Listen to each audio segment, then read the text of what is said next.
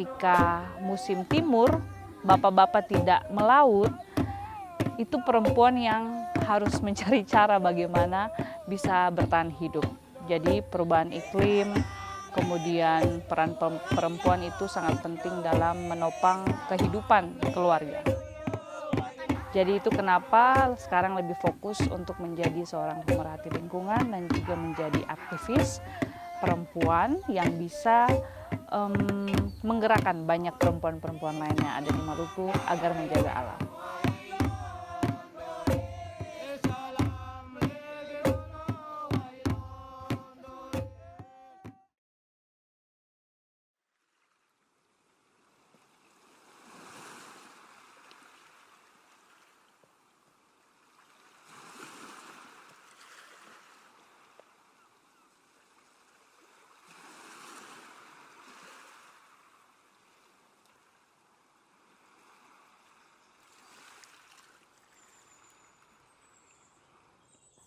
Beta nama Terea Sauteru, sebagai founder dari LSM Molucas Coastal Care. Hari-hari bekerja juga di Molucas Coastal Care sejak tahun 2017 dan senang sekali dengan alam dan juga masyarakat. Jadi memang suka sekali untuk bekerja di pulau-pulau kecil. Sebagai pemerhati lingkungan itu sebenarnya dorongan sih untuk bisa merangkul banyak orang, membuka banyak pemikiran masyarakat untuk bisa menjaga lingkungan. Jadi itu kenapa sekarang lebih fokus untuk menjadi seorang pemerhati lingkungan dan juga menjadi aktivis perempuan yang bisa menggerakkan banyak perempuan-perempuan lain yang ada di Maluku agar menjaga alam.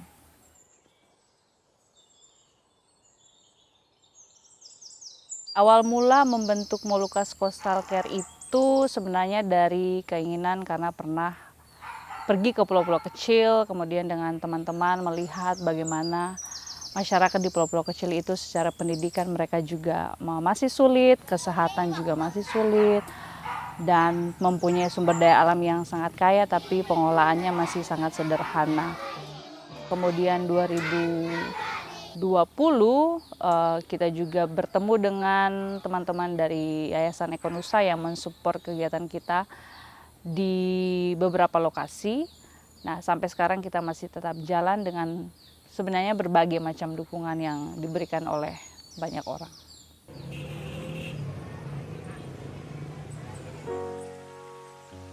Banda itu indah menurut kami karena saya dan teman yang salah satunya juga di MCC 2016 pernah lewat dengan kapal, terus kita lihat aduh ini luar biasa indahnya gunungnya, lautnya, alamnya.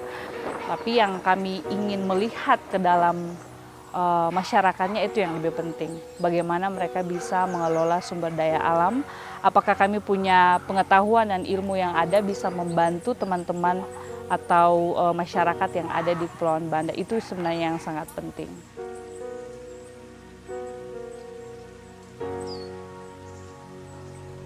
Memang di MCC itu hampir semua perempuan. Kenapa saya memilih perempuan? Sebenarnya bukan memilih, tapi untuk manajemen di suatu lokasi yang baru dan untuk bisa dekat dengan masyarakat, itu memang butuh peran dari perempuan. Kenapa? Karena perempuan setidaknya dia bisa mempunyai cara untuk berbicara dengan pemerintah, dengan masyarakat itu secara kedekatan itu lebih gampang gitu. Jadi teman-teman perempuan ini sangat membantu untuk program-program MCC.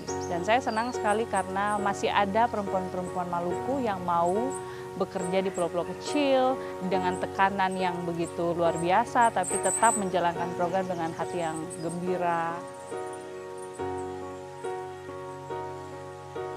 Perempuan-perempuan di pulau-pulau kecil ini memang perempuan-perempuan yang sangat tangguh ya, karena mereka bisa melewati laut yang sangat dalam di dunia, namanya Laut Banda, di pulau-pulau kecil. Dan itu sebenarnya poin penting karena mama-mama di sini semua juga bekerja antar pulau, mereka menyeberang setiap hari berjam-jam. Perempuan-perempuan Banda ini sangat luar biasa menurut kami teman-teman MCC.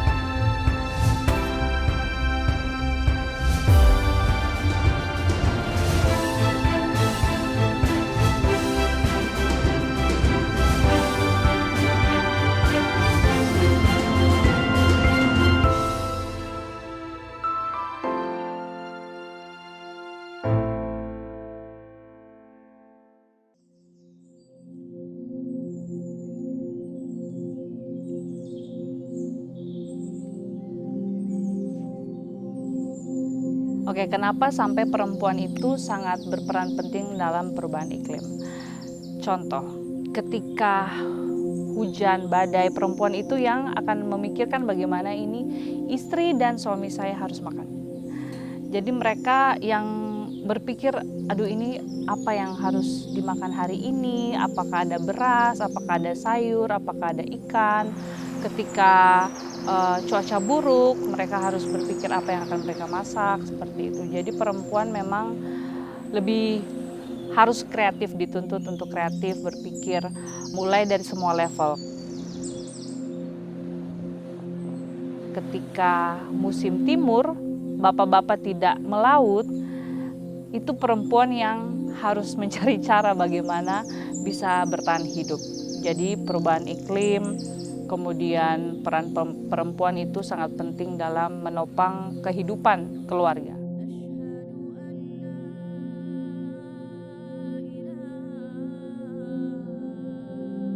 Tahun 2020, ya betul. Itu kita lakukan survei dulu pertama kali. Itu masyarakat bertanya-tanya, ini ibu-ibu mau ngapain kayak gitu. Ini lagi survei Pak gitu. Untuk program apa belum tahu, ini kita masih mau tanya-tanya dulu, ada kendala kah, ada potensi apa di sini yang bisa dikembangkan seperti itu. Kemudian karena kita semua perempuan, jadi pikirnya itu ini ibu-ibu dari mana kayak gitu. Padahal ketika kita sudah stay, mereka bilang begini, ibu-ibu kok mau ya dari Ambon tinggal di Banda, terus sudah lama, apakah tidak bosan, atau jangan-jangan mau menikah di sini?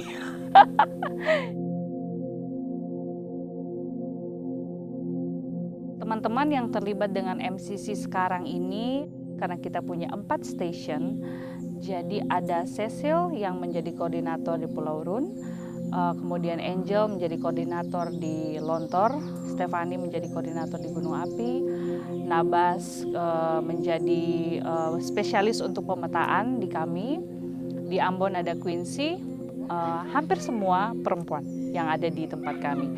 Kemudian ada Juan di bagian podcast, itu tentang publikasi. Sedangkan untuk orang lokal kami punya namanya Yuli, dia juga di volunteer rumah belajar.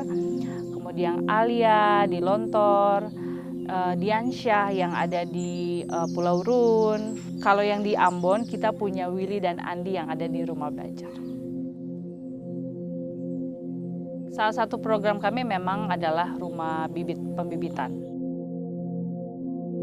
Kami mensupport bibit, berbagai jenis bibit sayur sehingga bisa ditanam di pekarangan dan juga di lahan miliknya, sehingga itu bisa menghasilkan, membantu perekonomian keluarga, tetapi juga sayuran itu bisa dijual, disupport untuk pangan lokal.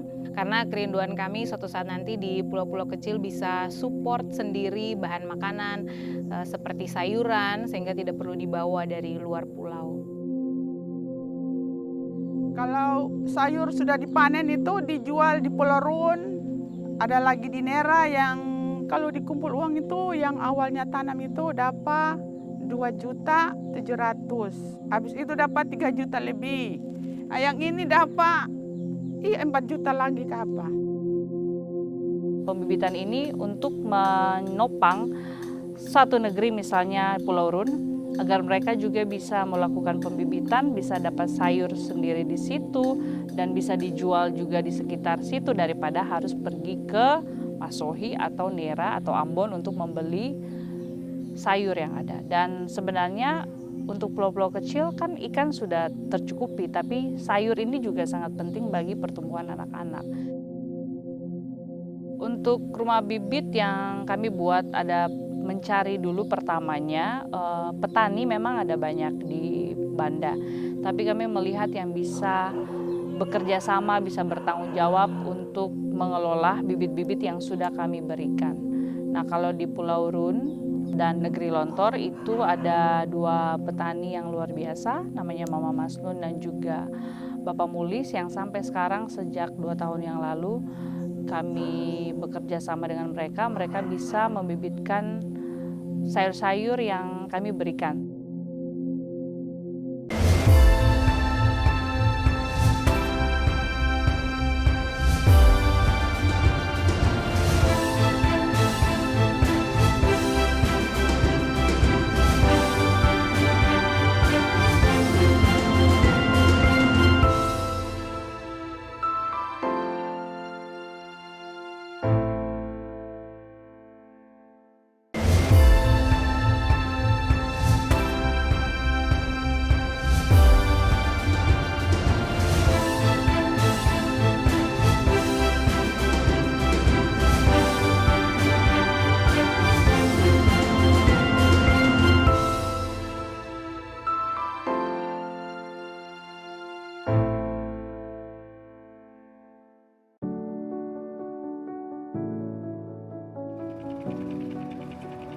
selain Molucas Coastal Care membuat rumah pembibitan, kami juga membuat rumah pengering bagi masyarakat yang ada di Kepulauan Banda. Rumah pengering ini untuk mengeringkan rempah. Nah, kami kemudian membuat rumah pengering tujuannya agar kualitas dari pala, contohnya dari banyak rempah-rempah yang ada, pala ini menjadi yang sangat penting untuk diekspor keluar. Karena kalau misalnya pala ini dia hanya dijemur di tanah, di matahari, kualitasnya itu akan menurun. Makanya kita buat rumah pengering.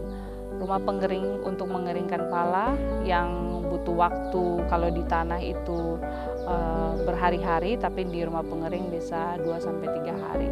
Dan itu lebih higienis dan efisien untuk waktu. Ketika ada musim hujan, musim panas, petani tidak kesusahan lagi untuk bisa menjemur.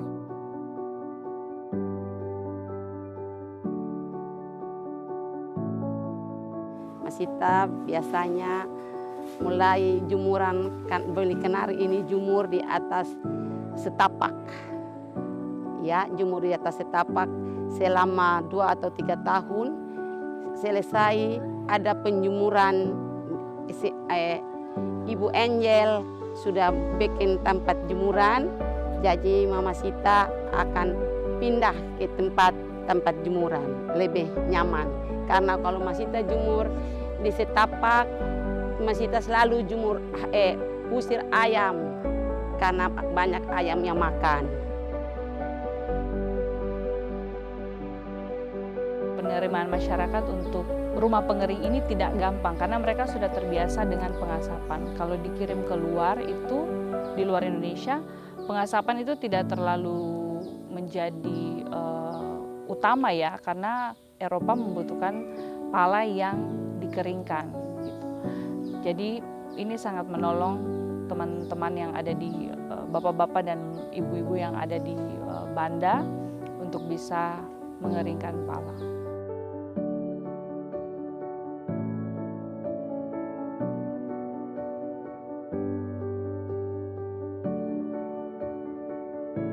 Kalau Betadia ini kualitas yang paling bagus pengeringan. Karena pengeringan ini diperlukan suhu beda dengan pengeringan asar. Asar kan kebanyakan katong kasih kayu banyak, dia rusak. Dia lebih bagus.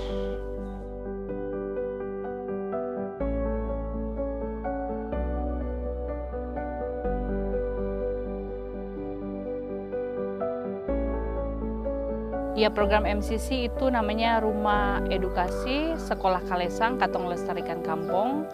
Itu kita buat di pulau-pulau, 3 pulau dan juga di Kota Ambon. Kenapa sangat penting? Karena kami mau menginvest manusia, menginvestasi anak-anak, bagaimana mereka itu minimal anak-anak ini sudah mengerti tentang lingkungan sejak usia dini. Karena dulu mungkin kita dapat pengetahuan tentang alam tapi hanya setengah, kita tambahkan juga kelas non formal khusus untuk lingkungan dan kita melakukan aksi dengan anak-anak supaya mereka juga bisa melakukan praktek-praktek baik untuk menjaga lingkungan sejak dari usia dini. Jadi kelas dan sekolah Kalesang itu sangat penting ada di pulau-pulau.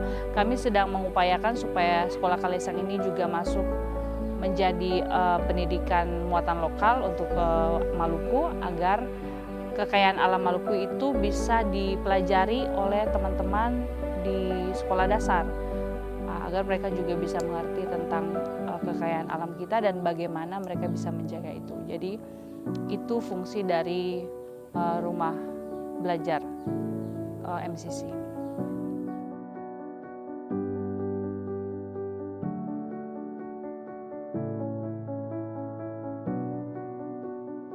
Di rumah belajar itu saya mengajar yang pertama itu tentang edukasi lingkungan, bagaimana cara merawat lingkungan, jangan buang sampah sembarangan, terus menanam pohon, terus ada lagi mengenal hewan laut dalam bahasa Inggris, mewarnai juga, terus kami juga mengajarkan matematika, ABC, untuk adik-adik yang masih belum sekolah kami juga mengajarkan.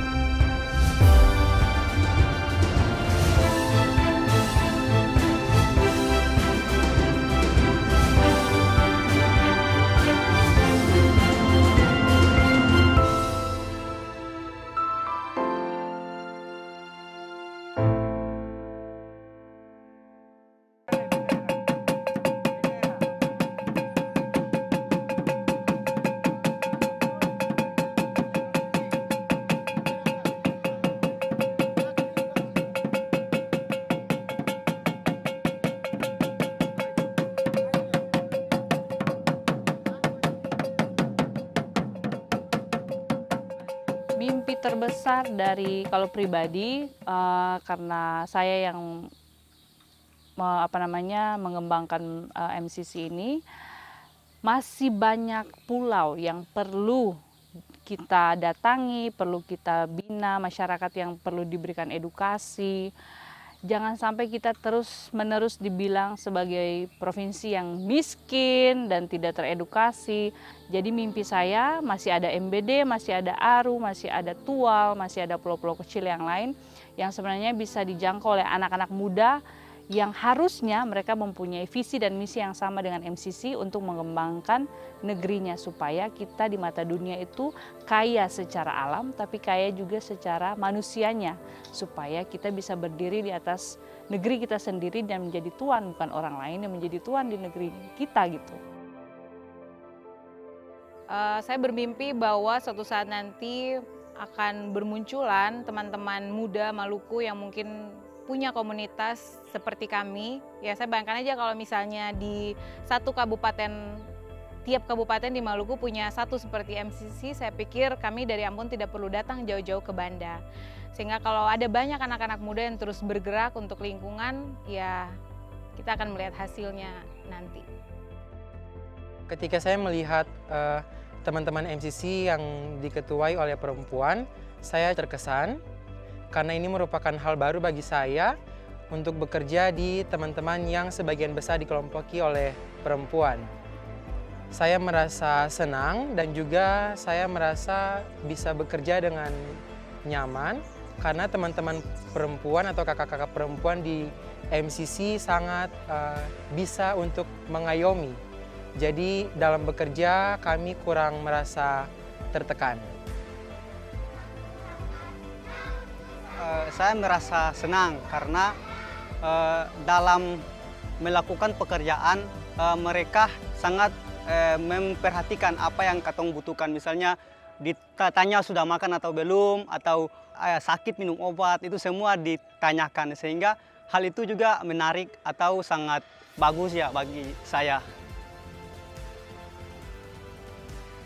Terus bekerja bersama perempuan itu punya keunikan tersendiri di mana teman-teman saya itu punya semangat yang sangat tinggi dan itu merupakan sesuatu yang saya merasa tidak ditemukan di organisasi lain yang pernah saya bekerja, di mana teman-teman perempuan-perempuan yang ada di MCC itu punya ide-ide cemerlang khususnya untuk menjaga lingkungan. Biasa orang mengatakan bahwa laki-laki itu memimpin dengan logika dan perempuan memimpin dengan perasaan. Tapi dalam hal ini teman-teman saya yang berada di MCC, khususnya ketua MCC Kakak Teria, saya berpikir bahwa dia juga menggunakan perasaan dalam pendekatan dengan masyarakat, juga logika dalam memutuskan hal-hal apa yang harus diambil untuk kepentingan banyak orang di Kepulauan Banda. Manusia itu kan hanya dibedakan oleh gender, tetapi dalam memimpin itu saya rasa itu sama. Karena kita lihat saja banyak pemimpin-pemimpin yang hebat itu tercipta dari perempuan juga. Menurut saya suara perempuan itu sangat penting dalam menjaga lingkungan, di mana kita tahu sendiri bahwa perempuan itu sendiri adalah ibu. Dan dia melahirkan peradaban, sehingga suara perempuan itu sangat penting untuk melahirkan peradaban-peradaban baru yang sadar akan lingkungan. Ya, jadi suara mahina perempuan Maluku ini perlu supaya kita bisa menyuarakan isu-isu lingkungan yang ada di Maluku agar kita punya alam ini tetap terjaga. Jadi suara perempuan sangat diperlukan supaya bisa menyuarakan tentang sumber daya alam, tentang lingkungan kepada mata dunia, dan Maluku bisa tetap terjaga alamnya, karena alam Maluku adalah alam yang bisa memberikan kita kehidupan ke depannya. Jadi jangan sampai alam ini rusak karena kita semua mencari makan di sini, jadi kita harus terus menjaga alam.